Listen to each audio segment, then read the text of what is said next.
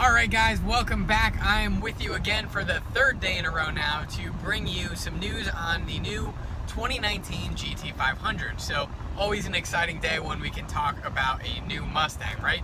So before we get started with what we learned from the spy shots, I wanted to mention that about a month ago I made a video speculating about the new GT500 and what motor it would have, and I speculated at that time that the new GT500 would have a supercharged version of the 5.2 liter cross-plane crank motor that Ford sells in its 5.2 liter Illuminator setup. So as things continue to move now and we get more information about the new GT500, I'd just like to say that all the sources are confirming or continuing to speculate and move closer to confirming that this new motor in the GT500 is going to be in fact a 5.2 liter cross-plane crank supercharged motor. So stay tuned. Hopefully in a little while I'll be able to confirm that I was right about this months in advance.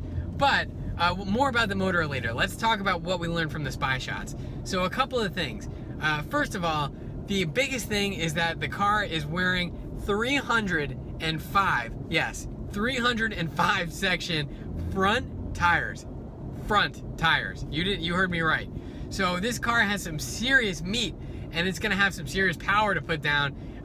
And obviously it's going to need a lot of rubber in order to put down all that horsepower. So the back tires, while the letters on the tires were not legible, it looks like they were bigger than the front tires. So we're speculating 21 inches and maybe up to 325 section tires in the back. So that is absolutely monstrous for a Mustang, and just shows that this car is going to have some huge horsepower numbers.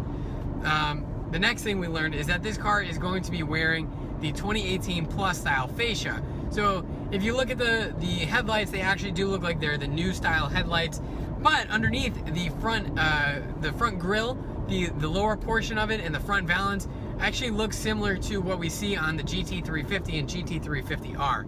So that kind of tips me off in the direction that I think the Ford is going to build on what they've learned with the GT350 and the GT350R in their suspension tuning, and they're gonna couple that with a super high power motor to go after the ZL1.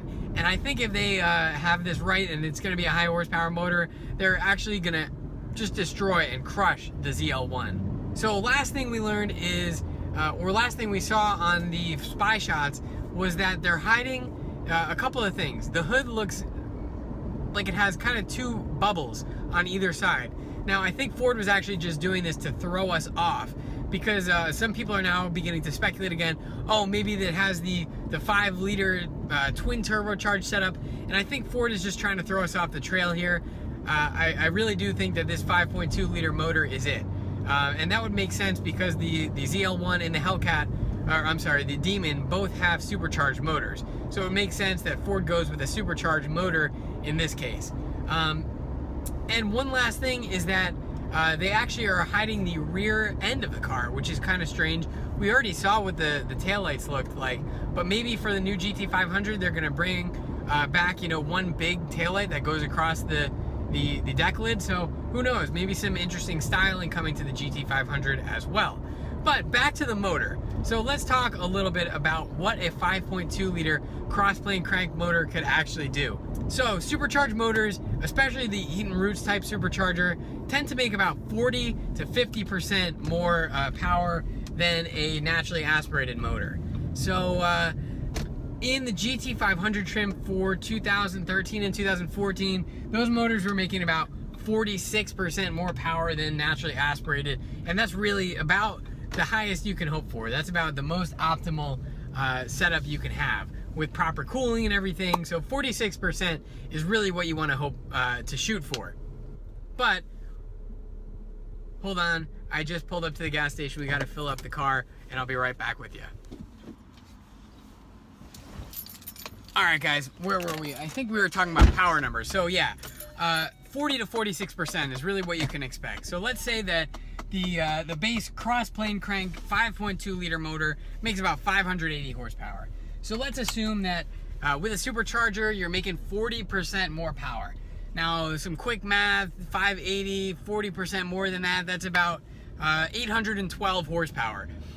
So there may even be more potential in the motor than that. So let's say 46%, again, some quick math, and I think that would be about 846 horsepower.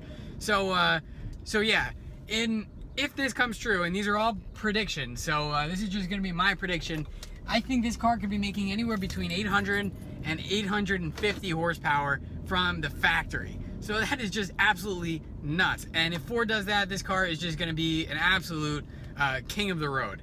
So that's kind of where I think they're going with the GT500.